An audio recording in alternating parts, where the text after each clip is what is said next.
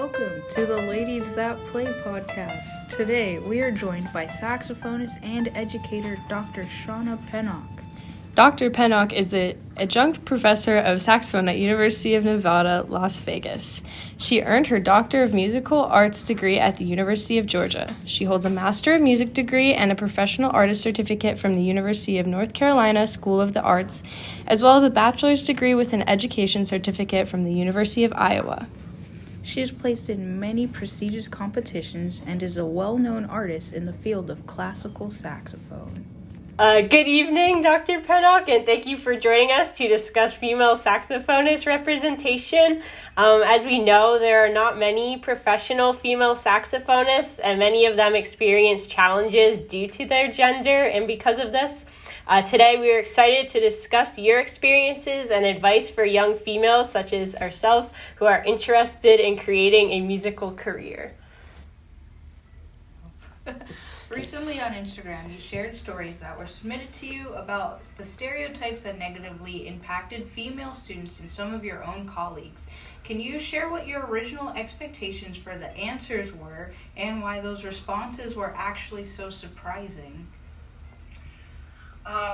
Yeah, they were very surprising. Also, thank you for having me here, and I think it's wonderful that all of you are engaging in this conversation, especially at such an early stage in your careers.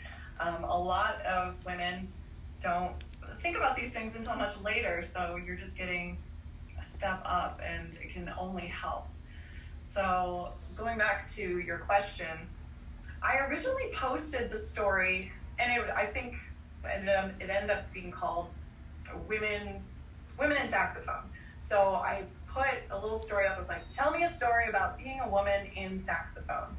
And honestly, I didn't expect many people to respond at all. And I was, people were just going about their day. It was a Thursday, I think, when I posted it. So there's a lot more posts on Instagram going up. I was like, this is probably gonna get lost, but I was feeling very passionate about it because the story Women in Sailing was trending on Instagram. A big article had come out in I think one of the sailing journals, I don't remember the exact title, but it talked about women's experience in sailing. And so many of the stories, I had heard stories exactly like that in saxophone. And I was like, oh my gosh, we always talk about this. I'm always having conversations about these things with other women in saxophone. And so I thought, if people were willing to actually share and speak out, this would be great. This could be amazing. This could really shine a light on these issues. And so I posted the story, said, tell me a story about being a woman in saxophone.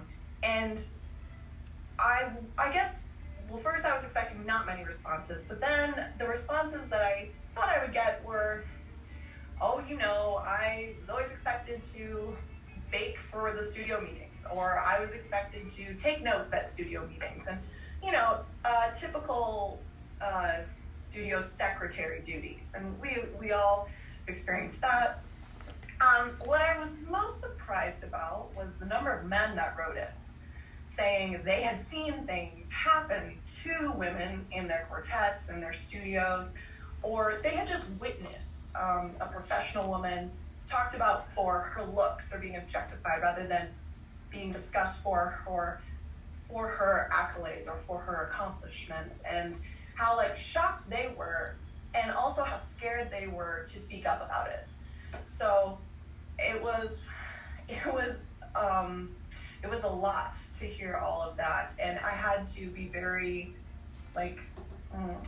gracious about all the stories, which I would be, of course, anyways, but also be uplifting and say, you can do more. You can now do this, now that you've seen these things happening, and you can do better. One of the other surprising things about this whole experience was the emotional and mental toll it took on me, just reading all of these stories. And I think I said this on my Instagram. I even said, all these stories that you're seeing are just the tip of the iceberg. There were so many more that got sent to me, and the women were like, you can't share this whole thing. This is just for you, but this is what happened to me. And, then I would have a conversation with them about it, and, we would talk about similarities that I'd experienced from their story, and it was a lot. I'd say the whole post, because it was a continuous post. I know some of you probably saw it. I'd post a new story each time someone would submit it, and then I'd post maybe some feedback or something, and it lasted like 4 days, maybe 5 days. So it was like 5 days of continuous reading of women being exploited or overlooked or having even worse things happen to them. And it was it became a huge burden, but it was one I was definitely willing to bear. Like I felt like it became a very cathartic moment for a lot of women in our field. Could you share some examples of some of the stories that you did share, just for people who hadn't seen that? Yes, of course. So let's see, some of the ones that I identified with was, the studio mom label. So lots of women in the studios will get labeled as the studio mom or secretary, and that pretty much means you're kind of expected to take care of the other people in the studio. And that sounds ridiculous, right? That's like, why would anyone do that? But it's very like minute. It's like, if someone had a rough performance in studio class, like you kind of be the person that would go over and be like, hey, you okay? Just making sure like you'll do better next time, or being the encouraging one, or being the one to plan trips, or be the one to decide what everyone in the studio is wearing. Like responsibilities like that, something that your mother might have done for you growing up. A lot of women experience that, and I absolutely did in 2 of my studios, and I was the GA. But there's a difference between the GA duties, what you are paid to do through your assistantship or your scholarship, and like the studio mom activities, and I used air quotes there, studio mom. So like for me especially, I felt the emotional burden of making sure everyone was succeeding, was happy, practicing, and just making sure that the young students especially were okay. And when I explained in my story about why that's a bad thing, and it's not all bad, it is good to care about people, right? And I feel like for a lot of people, that's their superpower. But when you are forced to do that all the time, or there's just that expectation that you should do that, think about when you're doing that, when you're spending your mental energy taking care of someone, or feeling, making sure they're feeling okay, or talking through a difficult performance, and your colleagues are off practicing, and all of a sudden they have 2 hours of practice more than you do because you were handling this other studio mom business. It adds up, and it is an emotional, it takes a lot of your energy to do that. So that was one of the things, the studio mom thing. And then of course there were, I think some of the shocking things, a saxophonist was, her concerto gig was canceled because she was pregnant. And that was just like, what? Yeah, I've heard this story from that person before, and that just, I don't have words for that one. I know, it's just ridiculous. Let's see, I don't know, like, do any of you remember any of them that you might have found that you related to, or you thought were just really shocking? Well, I feel like a common thing was a lot of like, oh, everyone assumed that I was just placed on Barry because I was just the girl, or I was put on Barry because I'm the girl, and like they assume I'm not good enough to be at the head of the quartet, or people making comments because you're the smallest one with the biggest instrument. Yes, there were quite a few people that submitted that same storyline, right? That same. And I think one person submitted, the typical joke of like, oh, that thing's so big, can you even play that? And it's like, oh, gross, like, update your joke book. It's unfair, it really is, and you see it a lot, and I wish people would just stop. Barry is not, it's not like the dum-dum chair, or it's not like, it's like, it takes a lot to play Barry well. And I don't think people really think about that. And like, I don't know, I play Barry in a quartet, and it's not, it takes a lot of skill to play Barry well, and I think people assume that it doesn't, and then they're like, oh, well, the girl, let's just put her down. Lowest voice is like the worst player. If that is the mentality of the quartet, that is a bad sounding quartet, I guarantee it. Mm-hmm. So, yeah,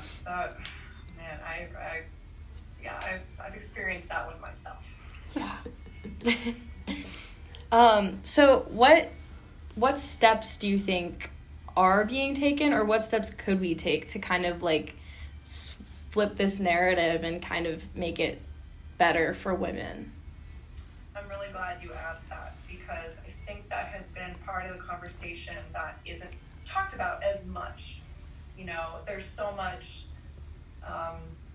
sharing of experiences and, you know, us all affirming, oh, that's not right. But like, how do we make it better, right? And it's so complicated. I know that's not the answer you want. It's so complicated. It's not a simple button. It's not one thing you can do. But I think there's a couple of things that I'll talk about. The first thing for all of you who are you all undergrads? Mm-hmm. Yeah. Okay. Yeah. So as undergraduate women in saxophone, in music, the first thing I would say is practice maintaining your own space. And that could be as literal as it sounds, in that don't let people make you uncomfortable in any way. And I will give you a very extreme example of this, and it happened recently.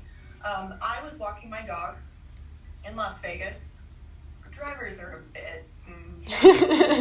So I was crossing the street, and I had just left the curve, and I'm crossing, coming forward, and a car was about to clip my ankles. Like, they were not stopping, coming around the corner, and I was so upset. I was like, I am here. I am not a piece of paper. I know you see me. My dog is right here, and maybe that's why I got more angry. I love my dog.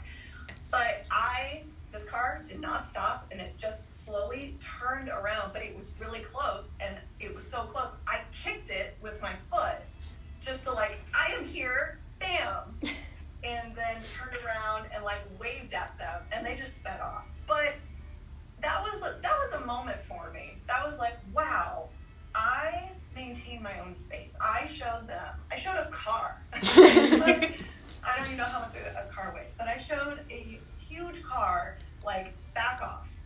And they sped off, and what I think sounded scared. But that's an extreme example. So in your day-to-day interactions with people, if someone's too close, just back up, or even tell them, step forward, be like, I need you to just take a step back for me. Practice just maintaining your bubble. I think that is invaluable to do that. The other thing is get very comfortable at speaking up when you're uncomfortable speaking, just in general, in meetings, in studio class, anything like that. As a teacher, I sometimes do not call on my students, I will call on my students and not let them raise their hand, because it's usually the men or the older students that speak first, just across the board. That's what I was seeing. So I will just call directly on my students, and I will have the women speak at least in the first 5 people. And I think that's good, because then it gets the rest of the studio to hear female voices and get used to hearing that. As weird as that sounds, but our ears have to get used to hearing things that they're not used to hearing.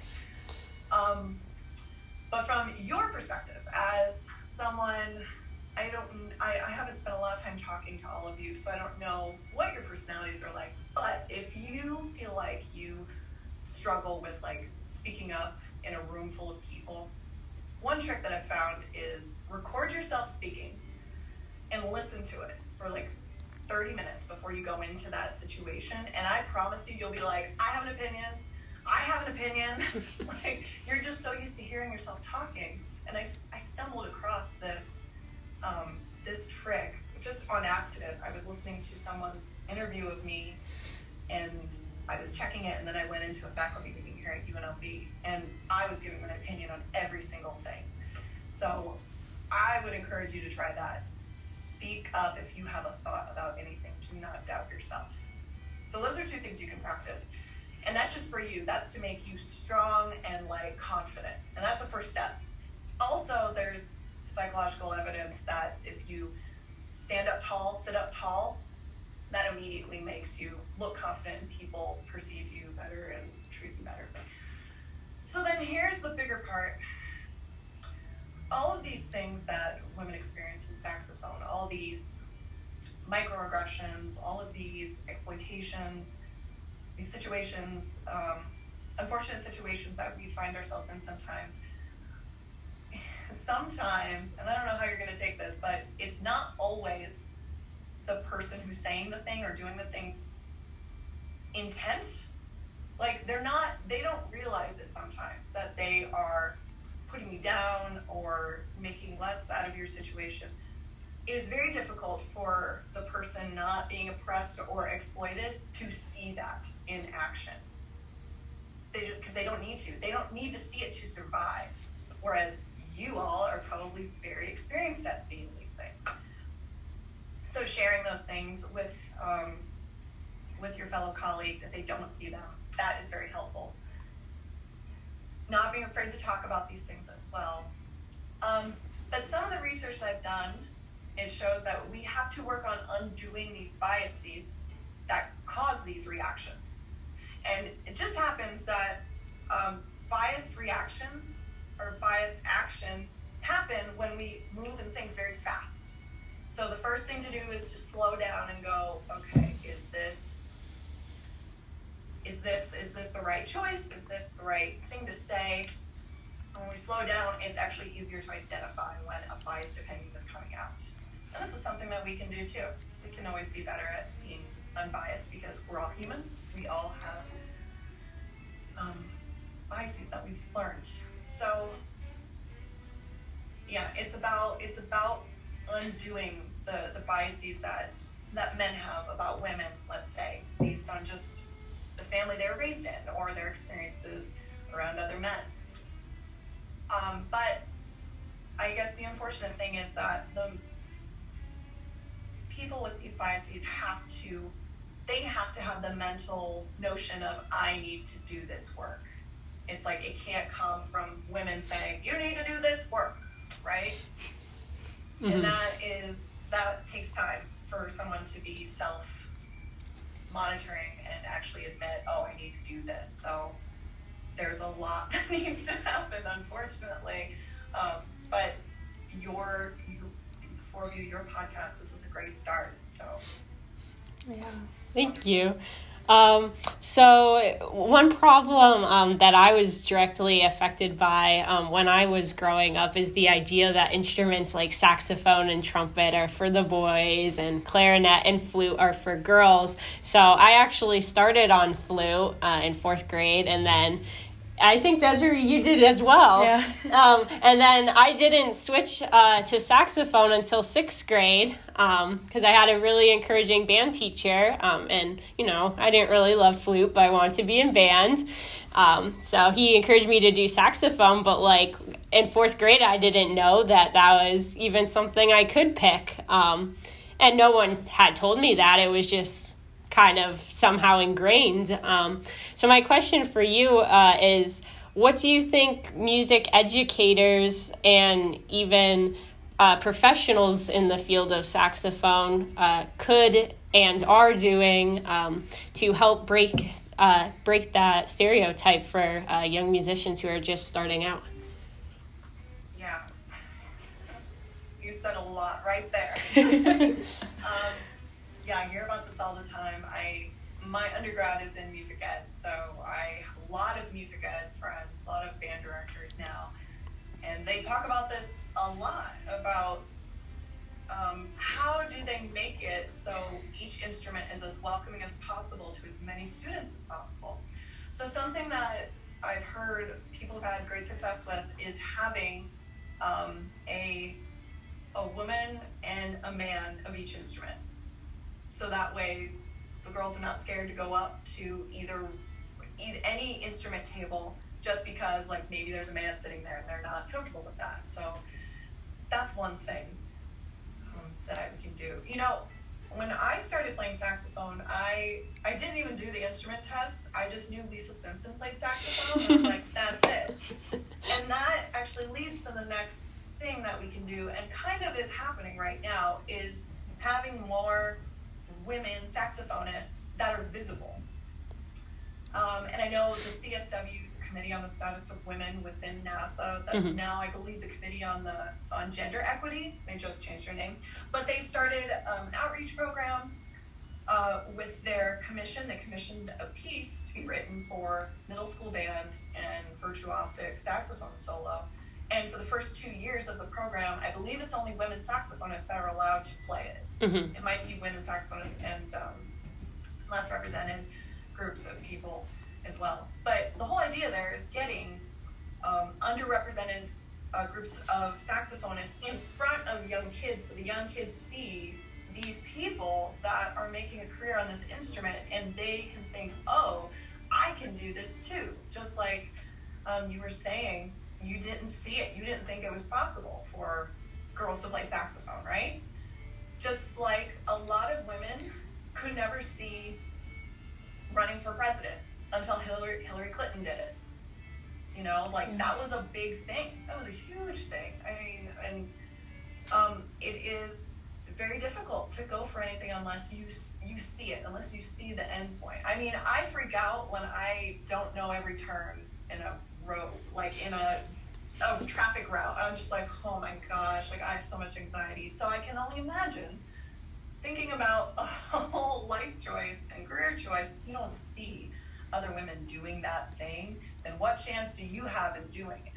Yeah. That's just the initial thought. It's not something that you all think like, what chance do I have? But yeah, there needs to be more women performing and more visibility of underrepresented saxophonists. Definitely. And for me, in my experience, we didn't do the whole like instrument test thing, but I knew the like teacher that taught brass in elementary school was a boy, and then the woodwind teacher was a girl, and I was like, okay, like I guess this is where I go. And I played flute because that was what all my friends were doing. And then I got to middle school and I saw the bari sax player in jazz band, and I was like, I want to do that. And I recently posted not to plug myself, but I posted a TikTok about, because I post a lot of TikToks about just like being a music major, being a woman in music, all of that.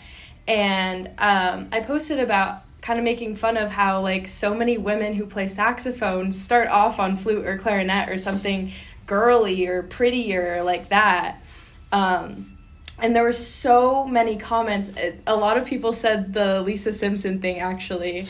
And then everyone else was saying how, like, when they, like, got older and they saw how cool saxophone was, they're like, wait, I can do this too. And it just, like, is that initial bias when you're making that first decision.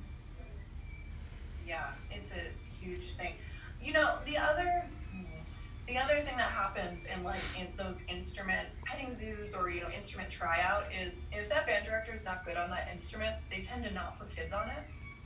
And like I've seen that a lot too. The band director took woodwind methods and they learned flute, clarinet, and bassoon, and not saxophone. And they're like, yep, you have to start on clarinet. So like that happens too. But you're right. A lot of young women do feel that push, that like that expectation of, oh, well, if I want to play a band, guess I'm playing a flute, or guess I'm playing clarinet. Yeah, absolutely. It's, yeah. Do you want Similarly, what role does community outreach play in helping to address the lack of female representations in saxophone and music in general? Say the first part of the question for me again. Just repeat it, yeah. Okay. Similarly, what role does community outreach in helping to address the lack of female representations in saxophone and music in general? I can repeat it back if you need me to. basically we just want to know about like what type of community outreach you're engaging in, and you suggest maybe people our age can do to help. Got it. Okay. Yes, so I definitely go out to high schools in Las Vegas and middle schools to work with saxophonists, and one of my goals for the next year or two is actually starting a camp here in Vegas, and I really want like young women to show up and like have fun playing saxophone and enjoying like working with other women. So there's that work. There's work going out, and then there's the work of trying to bring women together and create. And one of the things that I have found a lot of joy in is creating spaces for women to feel safe, talking about these things, or even just collaborating in a safe space. And so I played in a new music ensemble here at UNLV, and it was all women, and it's just like there's, let's see, it's just always a different experience when there's only women working with you. There's like kind of this freedom, and I'm not saying like I don't enjoy working with men, because I do. I've been in quartets that were all men besides myself, been in quartets where there was another woman, and it's been a good experience to kind of have those differences. But okay, working like outreach, but the creating spaces, that's where we are. So so a few years ago, I did the live warm-up during the beginning of the pandemic. And what I noticed about that is half of the attendees were women. And if you look at NASA, our North American Saxophone Alliance organization, I think the membership for women, I think it's at 20%. So I always felt like, okay, I think I'm doing something right here. I think women feel safe, women feel comfortable coming to this. They don't feel like they're in a place where they are not welcome or don't belong. And so I'm trying to think about how can I take that experience and turn it into something bigger. So maybe it's a camp, maybe it's, I don't know, maybe it's another digital platform joining, maybe it's a club. I'm not sure yet. I'm asking myself a lot of questions and doing a lot of research. But I think right now, being a strong woman professor for my students, I think is very important, and also performing and being one of those visible women performing for young saxophonists to see. Yeah. And then I just have one last question, unless you guys have anything else. Kind of bringing this back to the topic of just like education in general beyond just saxophone. As an educator, do you ever feel like being a woman affects how your colleagues or even how your students like see you? Yes. Yes, it doesn't stop when you are not a student.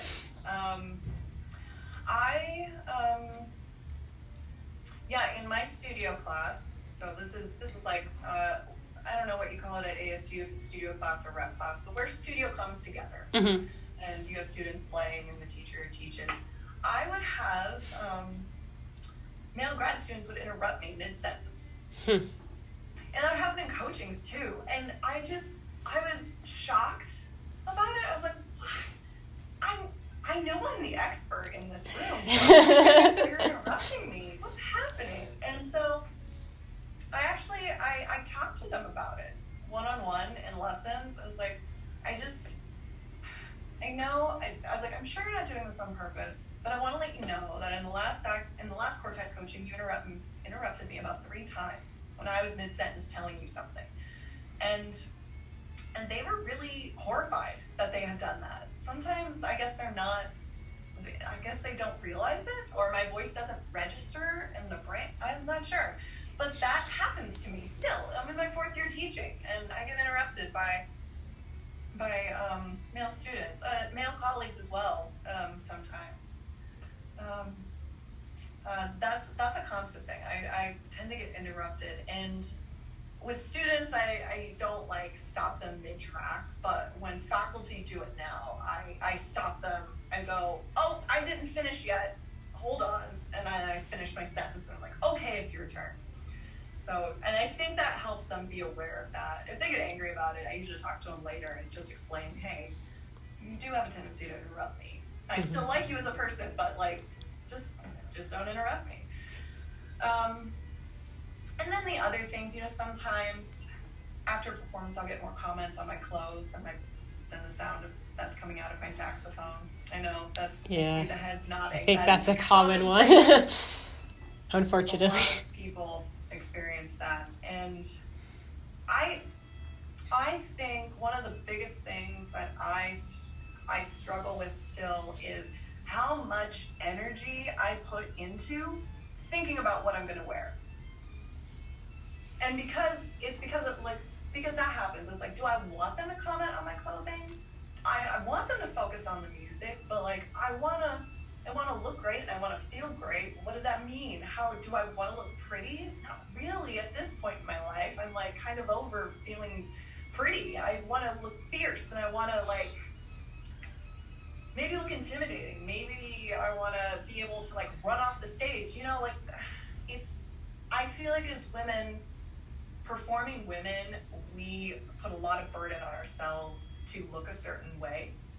And then when we start thinking about the people commenting on our clothes, then we start double thinking it on both sides. And I don't know what the balance is anymore. I think it's a constant balancing act. And now I think I'm at the point where if you want to wear it, just wear it. Just do it. And no one should comment negatively about it or feel like the focus should be on that. And what I tell my students is, if you want to comment on someone's dress attire, whether it be a man or a woman, you can do that, but you got to compliment their playing first. I think that's a good rule. Well, thank you once again for joining us. Is there anything you would like to talk about before we wrap it up? No, just thank you for having me for this. I was so excited when I received Desiree's email, and I was like, oh, I love talking about this. It's going to be so fun. So I'm really glad it worked out for our schedules, and thank you all for doing this. It's very important that you engage in this conversation and you develop your own thoughts in your own space and your own techniques for succeeding in this world. So thank you all for your work. Thank you.